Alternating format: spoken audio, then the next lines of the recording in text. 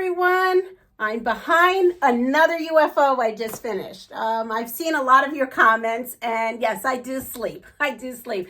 You see a lot of finished quilt tops because these are UFOs. So most of these quilts have been somewhat completed in a way. So all I'm doing is kind of just reinventing them and putting them back together. And that does save a lot of time because the most time that you spend on is making the blocks itself and cutting and doing all that jazz. So this again was the airboat UFO I had that I reinvented the layout. I will take you and span you on. There it's the top. I ended up having some 30s fabric. There it goes to the very bottom. I'm very happy with it. It was on point, and I'm happy with it like this. This fabric here I had in my stash. I had quite a bit. So I used it for my side, and I'm going to use it for the backing of this quilt as well. And this is how I tackle UFOs. I tackle them as, for some reason, I'm going to just repeat it again because some people said, can you explain that again? So I'm going to explain it. How I tackle UFOs is that I don't get sucked into having to do it the way I started making the quilt, meaning finishing it exactly how I started it. You know, if I did finish the quilt, it would have been finished. It never would have been a UFO, but somehow finishing it was the problem. So I just cut my losses. That's what I call it. You just cut your losses and you reinvent the quilt. So that's this quilt here. I had a couple, I'm going to take this down. I had a couple of questions on the other UFO. So this is my second UFO that I have finished. Yes, it seems like I finished a UFO a day. Let me tell you that I have been on winter break, so that helps a whole lot. Theoretically, I wouldn't have maybe all that time if I was working, you know, doing this as well, because I do have to sleep and there's other things I have to do like cook. So this one here, again, this little block, this 4-patch here was the initial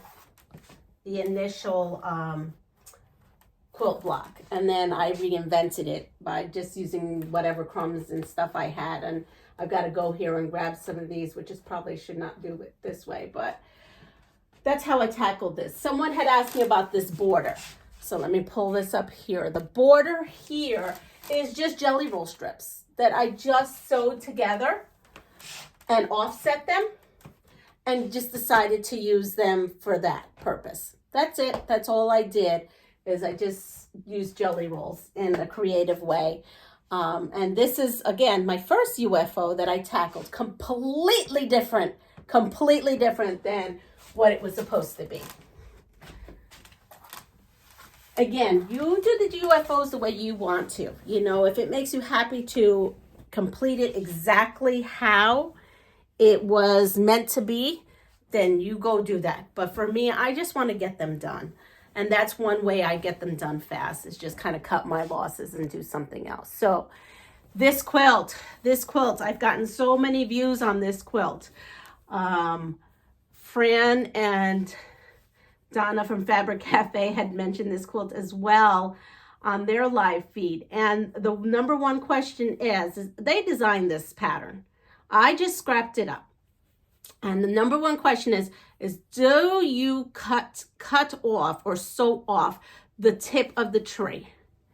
And as you can see, I don't know if that would, I do not I mean, maybe, I don't really seem to think I cut it off too much. Maybe you will disagree. It does give you a 1/4 inch, so you just need to just be a little bit with care. Let's see, here's another tip. I hope this helps. So you do have the space, and I guess I could put this up here for you. I did finish this off on my long arm, and I don't profess to be a fabulous long arm or custom long arm or anything like that. I really am a top piecing kind of gal, but I just did just a basic little loop, and I threw in some snowflakes, and I put a star on each tree. Again, I just kind of, I just wung it. And then what I did is I used some of the 2.5-inch strips that I had left that was not in the pattern, and I just used that as my border. Now for my background, I like using 108s and using all of one, but right now I'd like to use a lot of my stash. So all I'm doing right now is if I don't have enough, like for this quilt, I'll have enough where the whole back is this one piece. For this is what I had. I went through my Christmas stash. And when I went through my Christmas stash, I had pieces. I had this one giant piece. Let me put this up here. This one giant piece right here. And it's just like a little snowman. I don't know, many ages ago. Who knows? This gives me like 90s vibes. I'm sure it was from the 90s because I have fabric from old times. And being that I really started getting into quilting in the very early 90s, as far as, really getting into it, I have a lot of older stuff. So, and then I had this snowflake flower fabric, and it kind of had like the same colors. Does it match perfect? Nah, it's okay. It's the back of the quilt. It'll give it some interest. First of all, it's probably going to stay with me anyway, so I don't mind it. I like it. Here is some of the quilting. In case if you see, I put a star on top of the trees. I did snowflakes. There was a snowflake in there as well. So that's that finish. And that wasn't a UFO. That's just something we did together. Now the next UFO, my third UFO. Well, I do need to redo this wall because my design wall is beyond atrocious right now. But these are my blocks. So I have a pile of blocks right here. I'm going to show you exactly how I tackle this. Move you back. Move you down a little. So I have a pile of these blocks. So let me tell you where this pattern came from. This is a Missouri Star quilt pattern called Sidekick. Jenny did a tutorial 5 years ago. And not that I did this 5 years ago, I just did this last year. But she had 20 blocks. And I believe I only have, I don't even know how many blocks I have. Let's count them. Let's see. I have 12. That's right. I have 12 blocks. So we're just going to go with it. I'm not going to make the 20. We're going with the 12. And the way you put this, how I tackle this is I just come up here and I'm just going to put the blocks up here. I can come in here later and move anything I want around. But for right now, this is how I tackle the UFO. I just slap them and then I look from afar and see if I like it, if it needs sashing. What can I do to kind of bring interest to this quilt? And I think it has plenty of interest. There's nothing wrong with the quilt. I honestly don't even know why I just never finished it off, other than that there's 12 blocks and the quilt pattern calls for 20. I'm thinking that's what it was. I'm thinking I said, as I get more 30s fabric, I will make more of these blocks. But the truth of the matter is I don't have any more 30s fabric. Well, I do. I have more 30s fabric, but like big pieces, not scraps. This is a scrap quilt. I don't have any more 30s scrap pieces because these actually came from these. So I was in a 30 swap where I get those 10-inch squares. So I had this and I still had 10-inch squares left. And that's how this quilt block came to be. So it's a small quilt. And you know what? It's going to be great. In Jenny's video, she just has them right next to each other, no sashing. I think I'm going to keep it right next to each other with no sashing. Then I'm just going to sew that up. And now I did use all different color, tone on tone. It's like a white with like a beige. So I found another white with beige. And These are, again, all scrap pieces. Everything here is a scrap piece. I'm going to use whatever I have left in here, put a little tiny border around that. And then I have this giant piece of fabric. Don't even know where it came from. There is no selvage.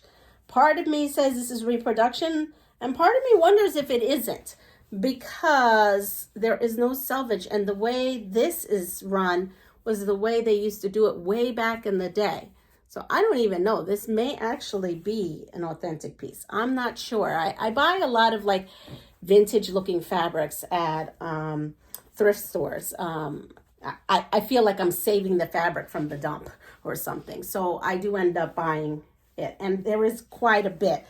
And I figured after I do, sorry, I'm a little all over the place. After I do the little like side border, it'll be smaller than that.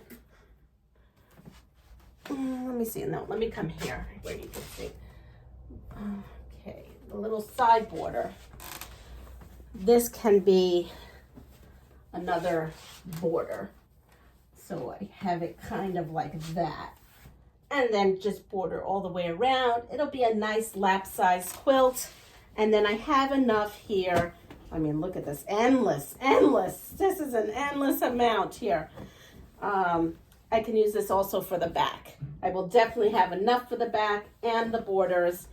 And then this UFO will be done. I can't guarantee I'll have it done by tomorrow. It all depends what today holds. Yep, because it's back to work for me. I'm starting to feel better. And yeah, that's where I'm at with this. So this is how I personally tackle UFOs. This is what I'm personally working on in the new year. I have about 3 or 4 fabric pulls because I'm dying to do those, but I'm kind of making myself just get these done and get them out of that cabinet. I have a cabinet, so let's empty that cabinet. So hopefully we don't refill them with more UFOs, but if we do, there's a cabinet space to put it. I don't have much space, so I have to get things flowing in this room. So anyway, I want everyone to have a fabulous day. Take care of yourself. It's so important. Oh my goodness, it's so important.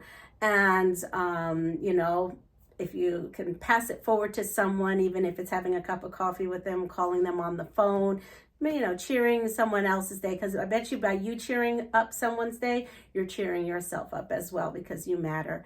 And if you like what you see, please subscribe and like my channel. There's a little bell notification now that will tell you that I have a new video out or if I'm going live. And that's all I have to say. Take care. Get those UFOs out and tackle them however you like. Bye.